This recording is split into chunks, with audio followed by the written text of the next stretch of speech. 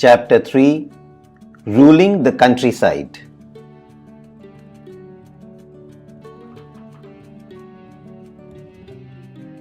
The company becomes the Diwan.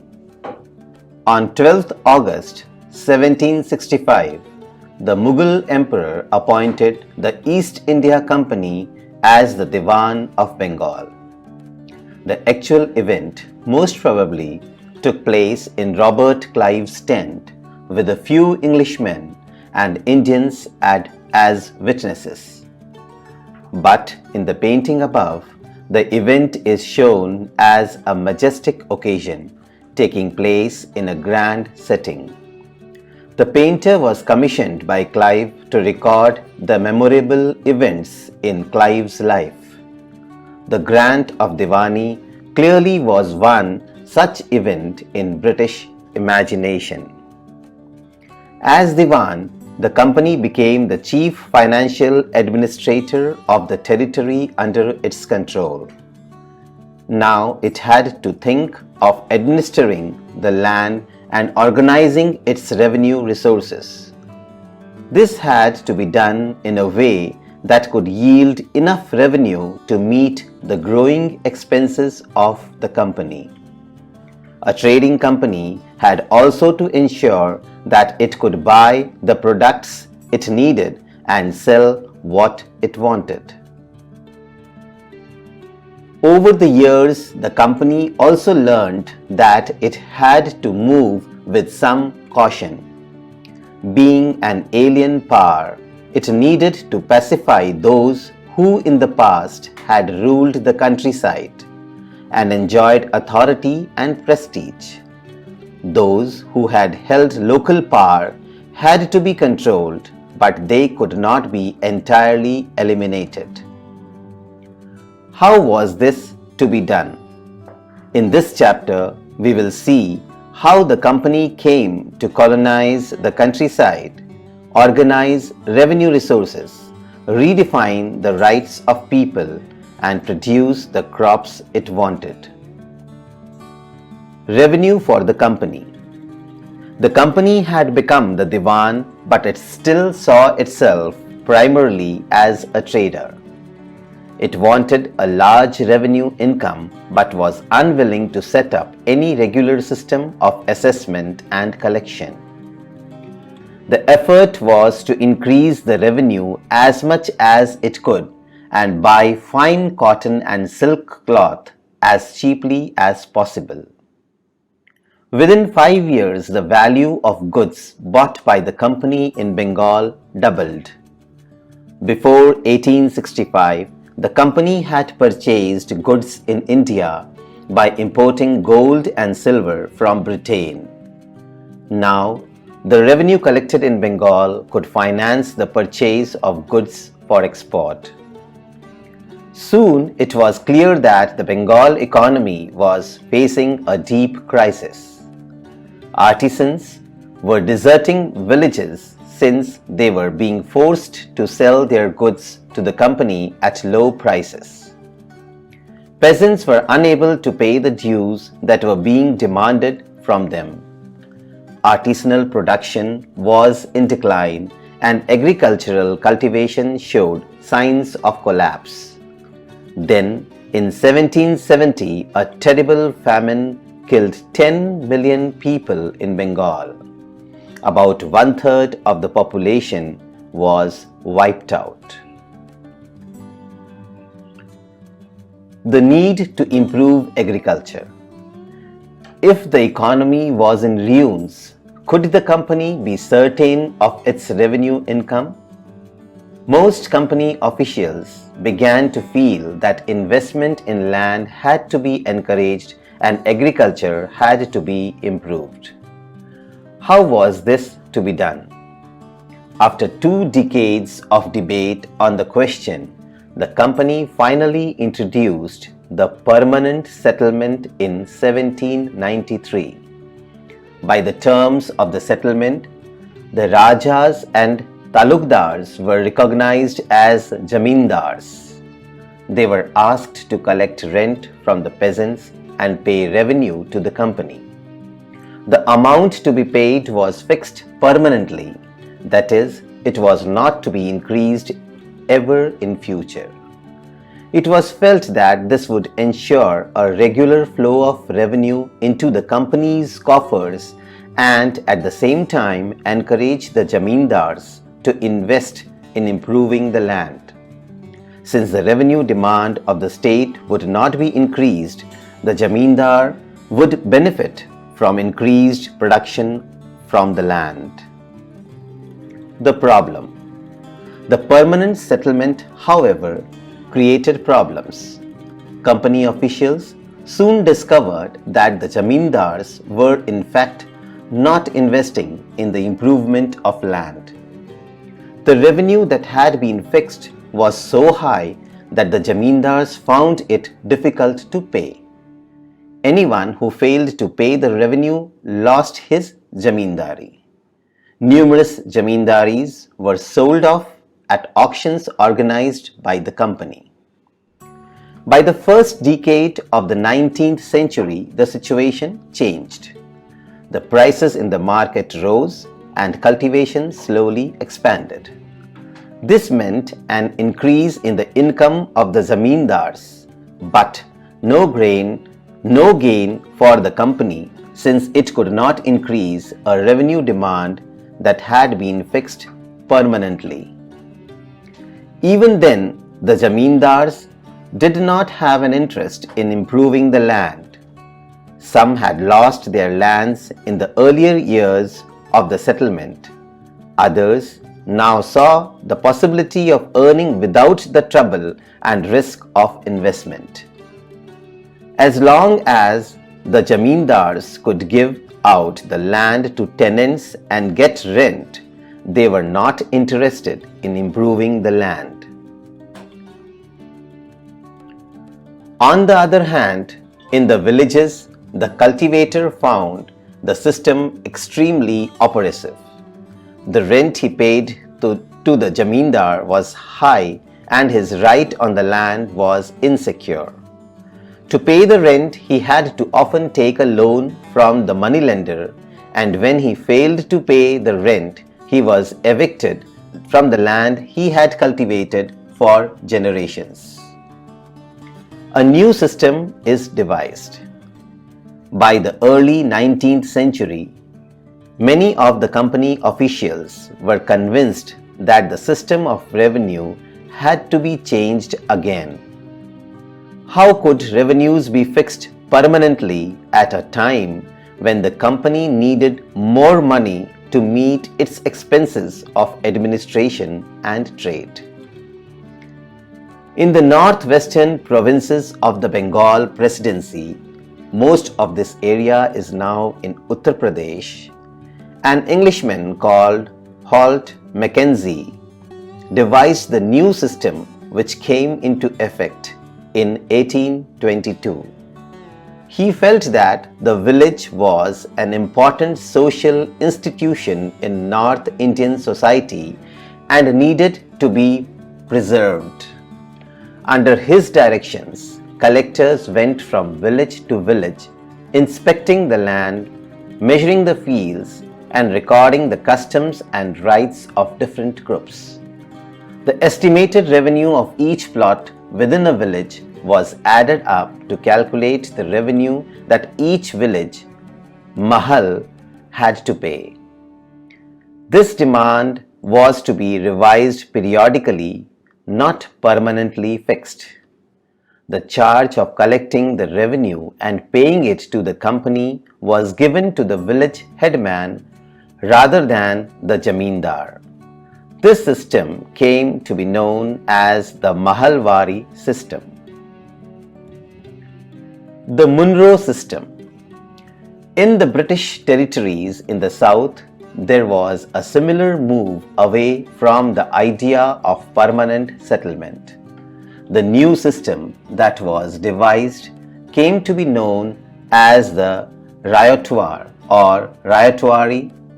It was tried on a small scale by Captain Alexander Reed in some of the areas that were taken over by the company after the wars with Tipu Sultan. Subsequently developed by Thomas Munro, this system was gradually extended all over South India. Reed and Munro felt that in the south there were no traditional jamindars. The settlement, they argued, had to be made directly with the cultivators, ryots, who had tilled the land for generations. Their fields had to be carefully and separately surveyed before the revenue assessment was made. Munro thought that the British should act as paternal father figures, protecting the ryots under their charge. All was not well. Within a few years after the new system were imposed, it was clear that all was not well with them. Driven by the desire to increase the income from land, revenue officials fixed too high a revenue demand. Peasants were unable to pay, riots fled the countryside, and villages became deserted in many regions. Optimistic officials had imagined that the new systems would transform the peasants into rich, enterprising farmers. But this did not happen. Crops for Europe. The British also realized that the countryside could not only yield revenue, it could also grow the crops that Europe required. By the late 18th century, the company was trying its best to expand the cultivation of opium and indigo. In the century and a half that followed, the British persuaded or forced cultivators in various parts of India to produce other crops: jute in Bengal, tea in Assam, sugarcane in the United Provinces, now Uttar Pradesh, wheat in Punjab, cotton in Maharashtra and Punjab, rice in Madras. How was this done? The British used a variety of methods to expand the cultivation of crops that they needed. Let us take a closer look at the story of one such crop, one such method of production. Does color have a history? Figures 5 and 6 are two images of cotton prints. The image on the left, figure 5, shows a kalamkari print created by weavers of Andhra Pradesh in India. On the right is a floral cotton print designed and produced by William Morris, a famous poet and artist of 19th century Britain. There is one thing common in the two prints. Both use a rich blue color, commonly called indigo. Do you know how this color was produced? The blue that you see in these prints was produced from a plant called indigo. It is likely that the blue dye used in the Morris prints in 19th century Britain was manufactured from indigo plants cultivated in India. For India was the biggest supplier of indigo in the world at that time. Why the demand for Indian indigo? The indigo plant grows primarily in the tropics.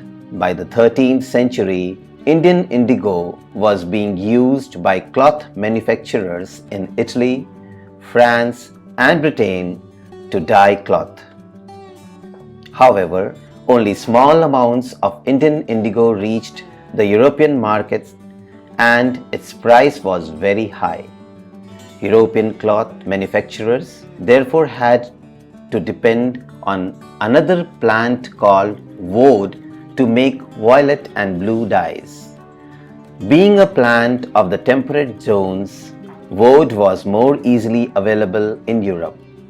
It was grown in northern Italy, southern France, and in parts of Germany and Britain.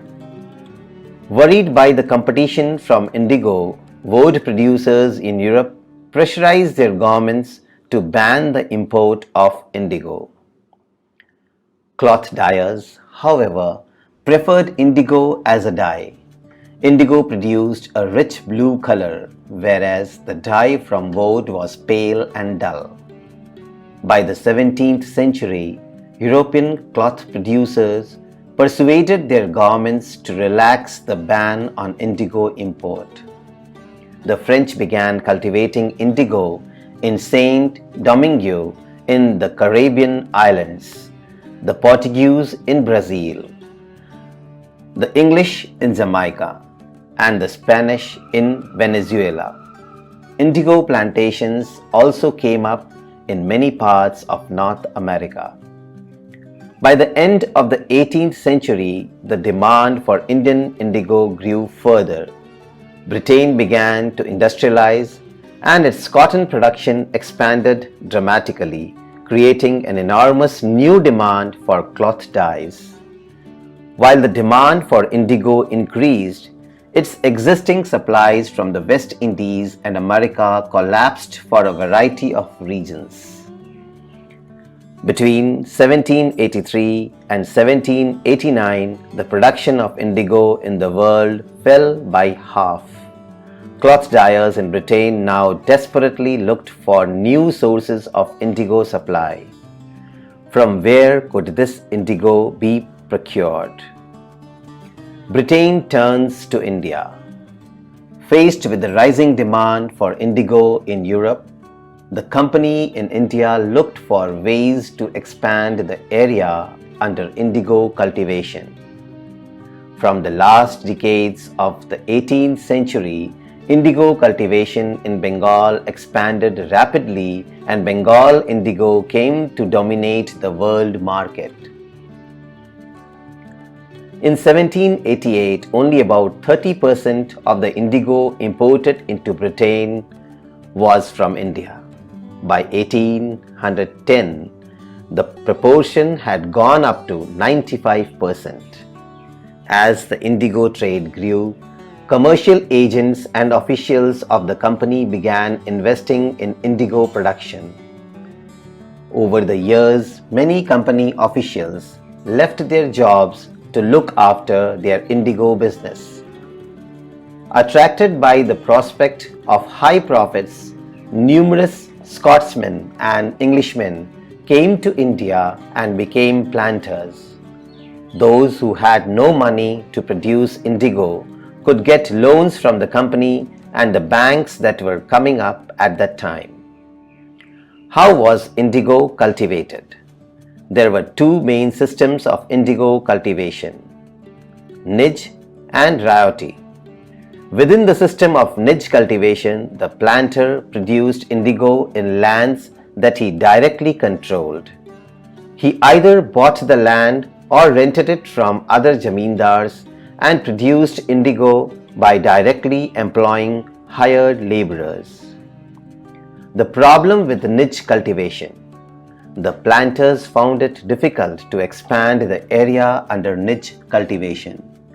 Indigo could be cultivated only on fertile lands, and these were all already densely populated. Only small plots scattered over the landscape could be acquired. Planters needed large areas in compact blocks to cultivate indigo in plantations. Where could they get such land from? They attempted to lease in the land around the indigo factory and evict the peasants from the area. But this always led to conflicts and tensions. Nor was labor easy to mobilize.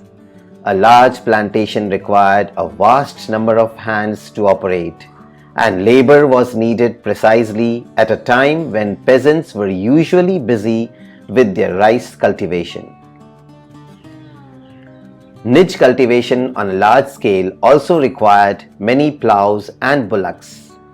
1 bigha of indigo cultivation required 2 plows. This meant that a planter with 1000 bighas would need 2,000 plows. Investing on purchase and maintenance of plows was a big problem. Nor could supplies be easily got from the peasants since their plows and bullocks were busy on their rice fields. Again, exactly at the time that the indigo planters needed them. Till the late 19th century, planters were therefore reluctant to expand the area under niche cultivation. Less than 25% of the land producing indigo was under the system. The rest was under an alternative mode of cultivation, the royalty system. Indigo on the land of ryots. Under the royalty system, the planters forced the ryots to sign a contract, an agreement, satta. At times they pressurized the village headmen to sign the contract on behalf of the ryots. Those who signed the contract got cash advances from the planters at low rates of interest to produce indigo, but the loan committed the ryot to cultivating indigo on at least 25% of the area under his holding. The planter provided the seed and the drill, while the cultivators prepared the soil, sowed the seed, and looked after the crop. The indigo villages were usually around indigo factories owned by planters. After harvest, the indigo plant was taken to the vats. In the indigo factory, 3 or 4 vats were needed to manufacture the dye. Each vat had a separate function. The leaves stripped off the indigo plant were first soaked in warm water in a vat known as the fermenting or steeper vat for several hours. When the plants fermented, the liquid began to boil and bubble.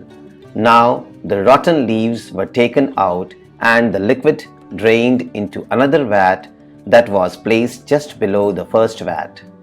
In the second vat, known as the beater vat, the solution was continuously stirred and beaten with paddles.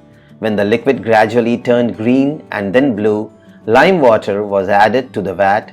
Gradually the indigo separated out in flakes. A muddy sediment settled at the bottom of the vat and a clear liquid rose to the surface. The liquid was drained off and the sediment, the indigo pulp, transferred to another vat known as the setting vat and then pressed and dried for sale. When the crop was delivered to the planter after the harvest, a new loan was given to the ryot, and the cycle started all over again. Peasants who were initially tempted by the loans soon realized how harsh the system was. The price they got for the indigo they produced was very low, and the cycle of loans never ended. There were other problems too. The planters usually insisted that indigo be cultivated on the best soils in which peasants preferred to cultivate rice. Indigo, moreover, had deep roots and it exhausted the soil rapidly. After an indigo harvest, the land could not be sown with rice. The Blue Rebellion and after. In March 1859, thousands of ryots in Bengal refused to grow indigo. As the rebellion spread, ryots refused to pay rents to the planters and attacked indigo factories armed with swords and spears, bows and arrows. Women turned up to fight with pots, pans and kitchen implements. Those who worked for the planters were socially boycotted, and the Gomasthas, agents of planters who came to collect rent, were beaten up. Ryots swore they would no longer take advances to sow indigo nor be bullied by the planters' lathials, the lathi-wielding strongmen maintained by the planters. Why did the indigo peasants decide that they would no longer remain silent? What gave them the power to rebel? Clearly, the indigo system was intensely oppressive, but those who are oppressed do not always rise up in rebellion, they do so only at times. In 1859, the Indigo riots felt that they had the support of the local jamindars and village headmen in their rebellion against the planters. In many villages, headmen who had been forced to sign indigo contracts mobilized the indigo peasants and fought pitched battles with the lathials. In other places, even the jamindars went around villages urging the riots to resist the planters. These jamindars were unhappy with the increasing power of the planters and angry at being forced by the planters to give them land on long leases. The indigo peasants also imagined that the British government would support them in their struggle against the planters. After the revolt of 1857, the British government was particularly worried about the possibility of another popular rebellion. When the news spread of a simmering revolt in the indigo districts, the Lieutenant Governor toured the region in the winter of 1859. The riots saw the tour as a sign of government sympathy for their plight. When in Barasat, the magistrate Ashley Eden issued a notice stating that riots would not be compelled to accept indigo contracts, word went around that Queen Victoria had declared that indigo need not be sown. Eden was trying to placate the peasants and control an explosive situation, but his action was read as support for the rebellion. As the rebellion spread, intellectuals from Calcutta rushed to the indigo districts. They wrote of the misery of the riots, the tyranny of the planters, and the horrors of the indigo system.